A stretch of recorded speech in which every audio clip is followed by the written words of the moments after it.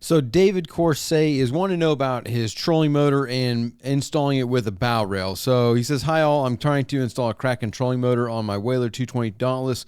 The problem is that it has a bow rail running all around. The gunnels are textured, so I fear that removing the rails will look bad and risk leaks into the foam core. I'm considering 1, cutting a gate into the fore section of the bow rail and using a rotating mount. The rotating shuttle slide mount would need to be put the motor along the gunnel when stowed, so off the deck.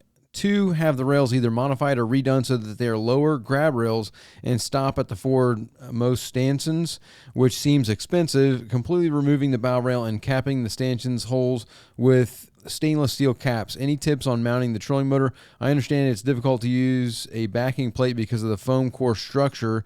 Any good ideas appreciated." So 220 Dauntless, David, it is a nice boat, and what you got here is going to be kind of tricky. Like you said, you've got the foam core in here, so getting in here to put a backing plate is going to be probably the biggest challenge.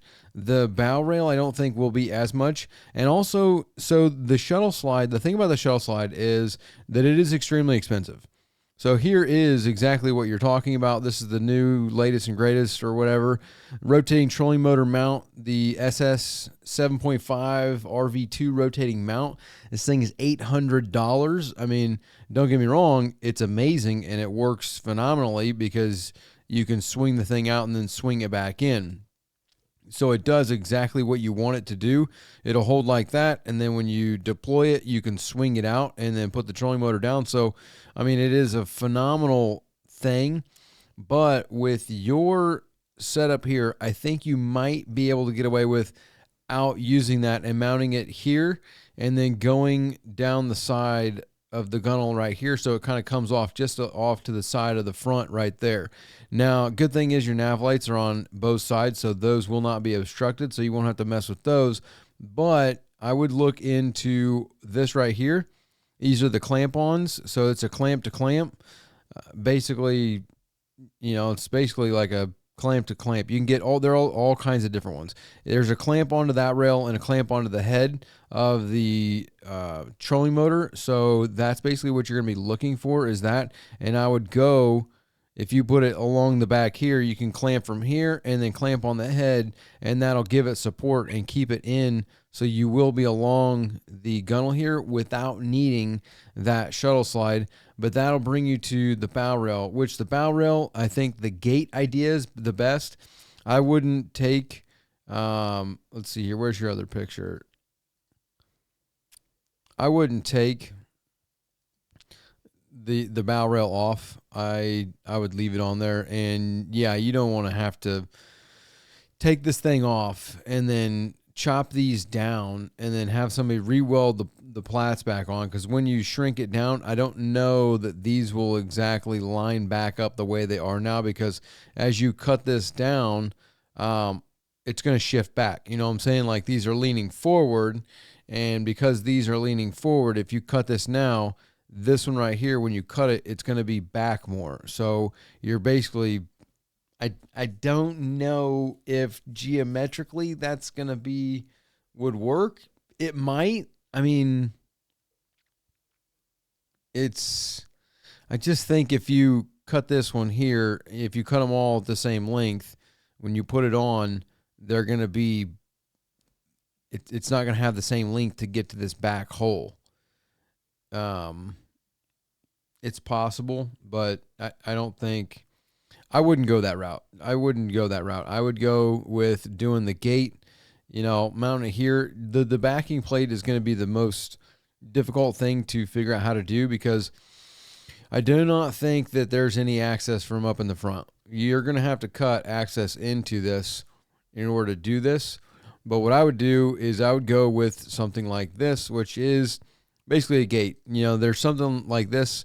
You're also pretty much using these are bimini top fittings. So if you just go, and it depends on your bow roll, most of them, top fittings, most of them are like 7/8. Some can be an inch, but you're looking for the swivels, which there's all kinds of these. So here's a bunch of those. We can just go on here and look up. There's those, and there's the caps. There's the round ones. We need a female connector. So those are all males. Let's see. There you go. No, not those. Movie top fitting. We're gonna go with coupler.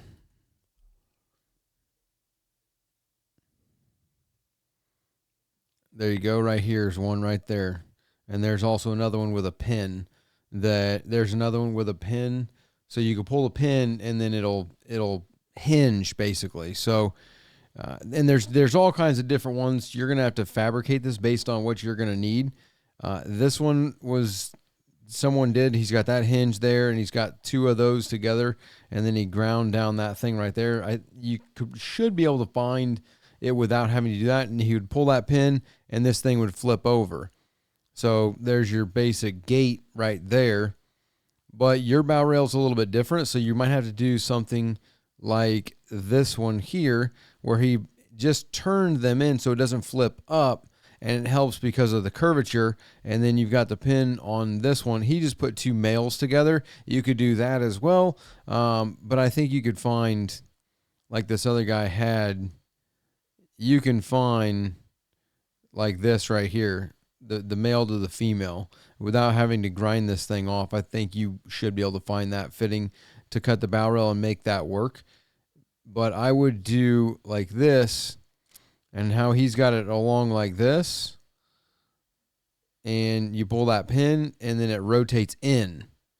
So I think that would be more inclined to do something like that with this bow rail.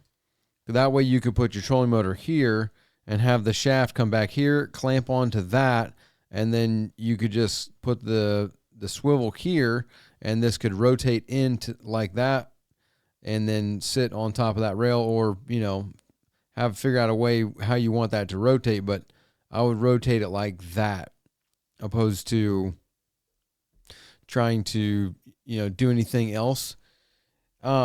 I think that's going to be the best. But again, the bigger issue, we don't have a picture of this boat right here, but this is solid all the way around, and it's a Boston Whaler, unsinkable, so it's completely filled with foam, and the structure of the boat is the foam, which means that the fiberglass on these are usually pretty thin, though I do want to say I think this section right here is thicker because of having the bow roller, as well as this cleat here.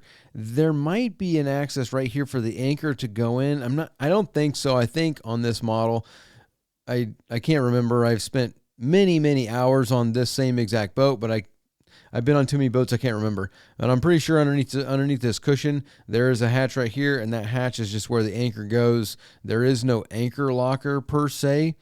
And so the anchor comes out, you tie it around that and put it on that. Now, if you removed this, I'm pretty sure that this section right here has been beefed up. So if you just pull this cleat off, you'll be able to see the coring there.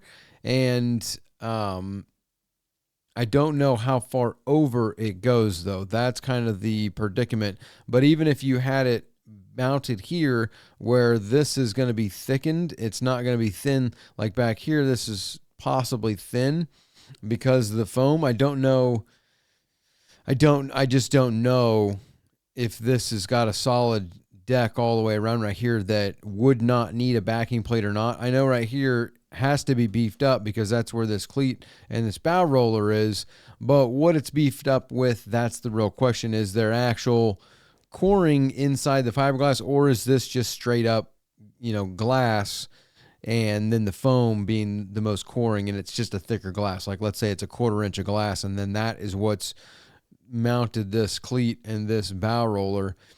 And then also, is this through bolted, or is this self-tapping? Because if this is self-tappers, then you can pull them off. If this is through bolted, you don't have access to the back of that nut to get that thing off, which would be, a pickle in and of itself. So that's kind of what I'm thinking there is I would do the gate, and I would see about if this is thick enough to mount right here with a, quick release so you can pull the trolling motor off when you're done. And then the next issue is going to be the power and the battery. So you are going to, somewhere in here, going to have to drill. You're going to have to cut something out in order to get stuff up here, because I don't know, access to these Ankolites going to be a pretty big pickle. You might have to just basically turn your anchor locker into virtually an electronics box that's going to house your battery for your trolling motor, and just have the power come straight down, and then the trolling motor mount right here. That is kind of the situation. Those are the best things that I can think of, without being on the boat and looking at it and open up this hatch, seeing what that situation looks like. But I think that's a pretty good start on where I would go. I'd be looking at doing something like this to swing that open, and then I'd be looking to have that trolling motor come back like that. And because it is a 22, you're probably going to have a 54 or a 72 inch trolling motor, because that bow is going to be decently off the water, not too much. That boat only drafts like 15 inches, so it is kind of like a bay boat. So, but if you're going offshore, you're going in a bay, you want enough shaft length down in the water, so that way if you do catch rollers or it gets bumpy, the trolling motor stays in the water. You know what I'm saying? Like, you don't want to hit a roller and then the head of the trolling motor is coming out of the water with every roller and you're losing your spot. You're probably going to want like possibly probably like a 5-footer, a 60-inch would probably do. And then, the Kraken, so it's 24-36.